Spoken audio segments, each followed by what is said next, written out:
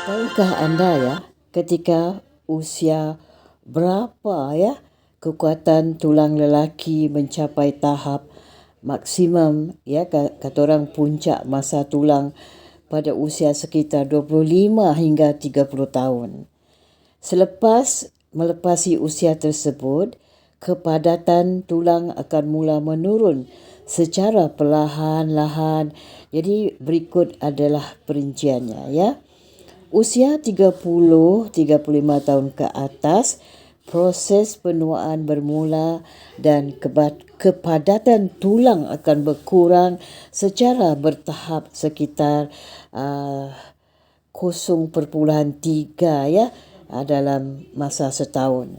Proses penurunan berbeza dengan wanita yang mengalami penurunan drastik semasa kata orang sudah tidak ada haidnya lagi ya. Jadi lelaki mengalami penurunan masa tulangnya yang lebih perlahan-lahan dan bertahap-tahap ya.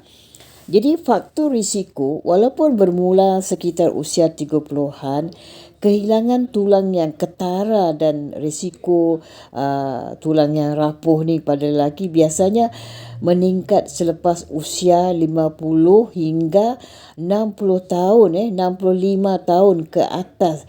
Jadi kata orang tu sering kali dikaitkan dengan penurunan hormon kata orang kekuatan tulang yang sudah lemah lah ya. Jadi cara menjaga kekuatan tulang cukup dengan kalsium dan vitamin D ya.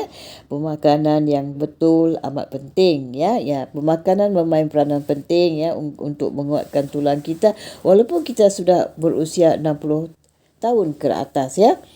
Latihan beban ya, kata orang jogging, berjalan kaki atau angkat beban membantu mengekalkan kepadatan tulang. Macam kita mengangkat barang-barang supaya kita bergerak lah ya, itu mengekalkan kepadatan tulang kita lah ya. Kita tidak boleh banyak duduk lah.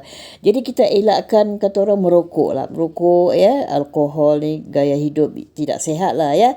Jadi kita cuba hindarkan. Jadi ini cuba mempercepatkan kerapuhan tulang. Kalau kita banyak minum alkohol dan isap rokok pun boleh mempercepatkan kerapuhan tulang ya. Ini banyak orang yang tidak sedari lah ya. Jadi oleh itu adalah sangat penting untuk membina set tulang yang kuat sebelum usia 30 tahun dan mengekalkan selepas itu. Jadi ketika usia kita ni masih 30-an 40-an, kita berjaga-jagalah, kita jangan makan banyak barang manis dan jangan banyak minuman alkohol ya. Kita minum air putih dan air biasa sajalah yang tidak ada berlebihan manisnya, sodanya tidak lebih lah ya. Kita cuba makan buah-buahan. Kita hindarkanlah rokok sama alkohol lah. Itu salah satu ya untuk kata orang menguatkan urat saraf dan tulang-tulang kita ya pada kaum Adam lah ya. Ya itu dia. Kelihatan kakek ini ya, dia tidak menggunakan kerusi roda, dia usia 72 tahun. Dia menggunakan tongkat saja, tapi agak sukar juga dia nak berjalan. Dia jalan perlahan-lahan, mungkin berat badannya ada sedikit berlebihan lah. Ya, jadi kita juga perlu menjaga berat badan bila sudah usia meningkat 60-an ke atas ya, kerana kaki kita sudah mula lemah dan rapuh ya.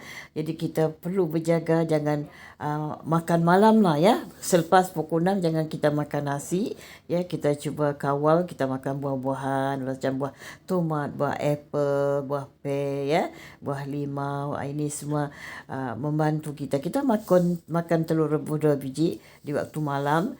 Kalau kita pilih pisang kepuk pisang kepuk tu kita rebus, kita makan 2 biji lah. Itu juga membantu ya supaya berat badan kita tidak bertambah. Kalau sudah berusia 60 ke atas, kita janganlah makan selepas pukul 6 petang. Ini akan kata orang menambahkan berat badan dan tulang kita akan rapuh ya. Tulang kita akan mudah rapuh dan tidak kuat ya. Ya, jadi kita cuba hindarkan ya, kita hindarkan minuman manis, minuman yang bergas ya bila kita sudah usia meningkat 60-an. Kerana kita kurang sekali berolahraga ya. Ketika usia 30-an, 40-an kan kita kuat berolahraga, kita main bola, main badminton, kita berlari-lari anak ataupun jogging di padang ya. Tapi usia begini sudah tak boleh berjogging-jogging lagi ya, kerana sudah tak kuat ya, jadi takut nanti tersungkur dan jatuh menyebabkan tulang mudah patah juga ya. Usia yang seperti ini, seperti kakek ni, kena berjaga-jaga. Tulang mudah boleh patah kalau dia terjatuh sedikit, makanya dia menggunakan tongkat ya. Jadi sebaik-baiknya kita duduk di atas kursi roda ya, kita minta siapa-siapa berbantu untuk menolaknya, mendorongnya ya.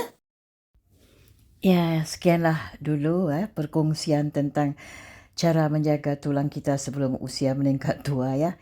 Jadi kakek ini tidak pernah menggunakan kursi roda. Kakek ini hanya dengan tongkatnya saja ya. Kemana saja dia pergi hanya dengan tongkatnya. Bye. Thank you. Jangan lupa like, subscribe.